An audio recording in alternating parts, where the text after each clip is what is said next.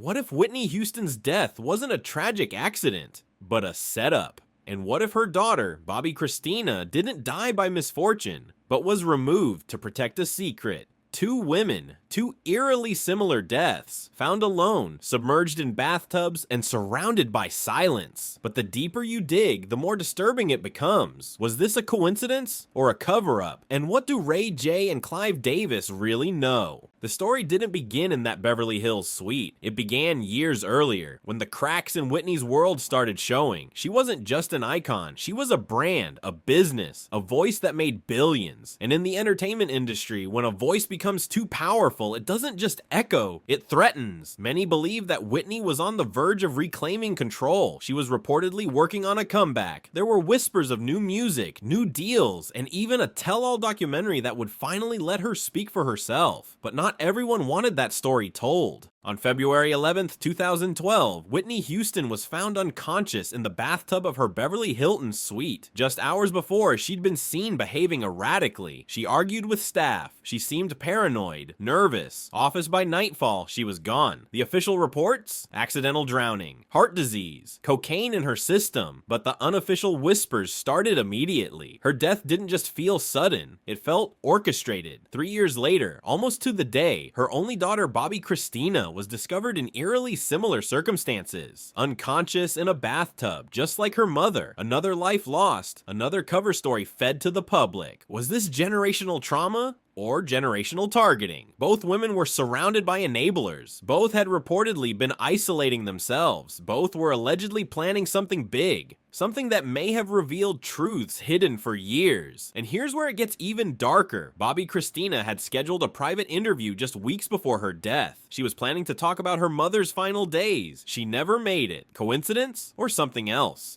He was there in Whitney's final days, sometimes at her side, other times lurking in the background. To the public, it looked like an on and off relationship, but behind the scenes, there were whispers of a deeper, more strategic connection. In interviews, he's hinted at knowing more than he lets on. He once said, "Somebody has the truth. Somebody pays you to keep it quiet." That's not the kind of thing you say if you have nothing to hide, especially when that somebody was never named. Insiders say Ray J's influence wasn't accidental, that he may have been planted in Whitney's circle to monitor or even manipulate her behavior. They say he showed up when she was most vulnerable, fresh out of rehab trying to reclaim her career. And instead of shielding her, some allege he fed the chaos. Reports surfaced of volatile arguments between the two, moments of tension in public, and behind the cameras, a dynamic that felt more like control than care. One former bodyguard claimed Ray J had access to every room Whitney entered during her final days, including the suite at the Beverly Hilton. And when things started spiraling, he vanished from the public eye. No statements, no accountability, no answers. Why? Why disappear if your hands were clean? And why does his name continue to resurface? Not as a bystander, but as a recurring figure in multiple Hollywood tragedies. One of the darkest and most chilling rumors involves missing footage. Not just any footage, but tapes that allegedly captured private moments between celebrities and the most powerful figures in the entertainment industry. These weren't red carpet clips or behind the scenes bloopers. These were blackmail tapes. Unreleased, closely guarded, and meant to be seen by only those who understood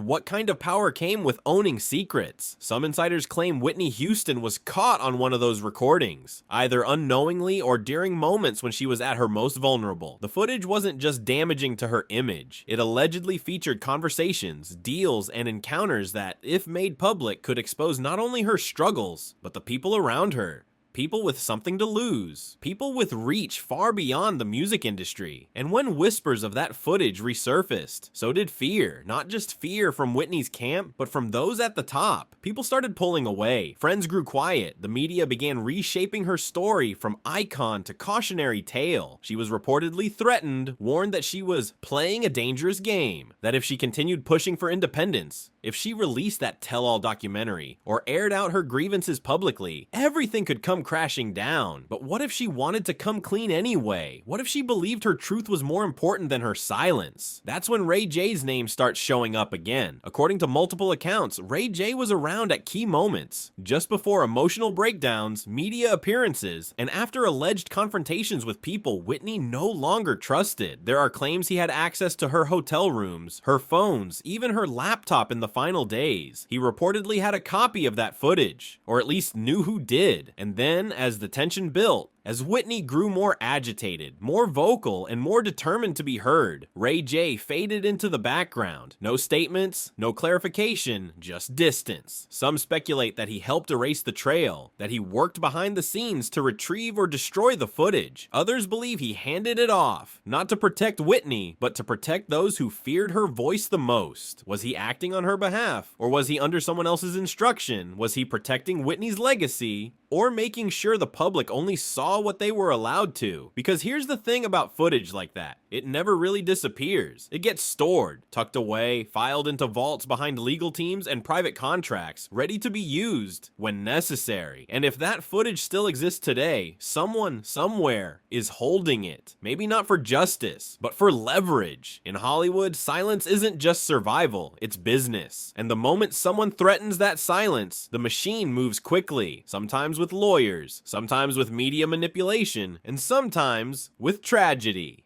Clive Davis is a towering figure in music, the man credited with discovering legends, the architect behind some of the biggest voices of all time, and perhaps no voice shined brighter than Whitney Houston's. He wasn't just her mentor, he was the man who curated her image, shaped her sound, and managed her ascent into superstardom. Their relationship wasn't just professional, it was deeply personal, at times even parental. But with that level of control comes power. And eventually, questions. Because over the years, Whitney began to push back. She wanted more creative freedom. She wanted to speak for herself, not through a label. And according to insiders, that shift didn't sit well with Clive. In the final days of Whitney's life, the two reportedly had an explosive argument. One that wasn't just about music. It was about ownership, about legacy, about who controlled her story, and who had the right to profit from it. Some sources say that Bobby Christina was present for that fight, that she saw a side of the industry and of Clive Davis that few fans ever would. And then, just days later, Whitney was gone. But here's where the story takes a chilling turn. Instead of canceling, postponing, or even pausing, Clive Davis went forward with his annual pre-Grammy party, held in the same hotel, just floors above where Whitney's body still lay, cold and lifeless. Attendees described the mood as off. There was music, champagne, laughter, but beneath it all, a strange, unsettling tension. Some said it felt like a wake in disguise. Others called it disrespectful, a celebration held in the shadow of tragedy. But some saw something darker, a display of control, a message that the show would go on no matter who had to be sacrificed for it. Was that indifference? Or was it intentional? Because in this business, optics matter. And that night, the optics were clear. The industry moved on, even as Whitney's body remained in the building. No tribute, no justice, just a party. And when someone has that much power,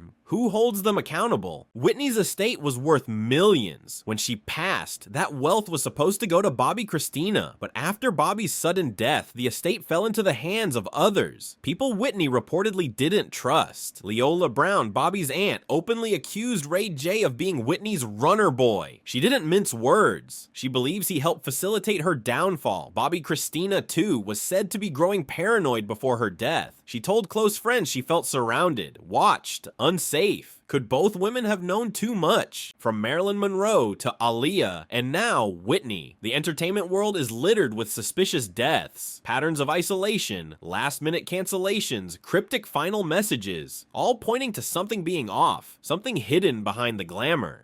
Whitney, by all accounts, was preparing for a comeback. She had plans, she had music, and she wanted to control her own story for once. But when artists try to reclaim their narrative, history shows things often go south. Bobby Christina wasn't just mourning her mother, she was being watched. Friends say she started journaling. She told one person, "They want me gone. I can feel it." In the days before her death, she was scheduled to meet with a journalist. The story? Allegedly her mother's last days, and secrets Bobby had kept quiet about. She never made it to that meeting. Instead, she was found unconscious in a bathtub, eerily similar to her mother. Same scene, same ending, same questions. What really happened to Whitney Houston and Bobby Christina Brown? Were they silenced to protect powerful interests? Was Ray J a bystander or a messenger? And did Clive Davis truly mourn her loss or simply move on? This isn't about one celebrity. It's about a system that rewards silence and punishes truth. Whitney may be gone, but but her story still echoing, louder than ever. Let us know what you believe in the comments, because one day someone will talk, and when they do, the silence around these tragedies may finally shatter.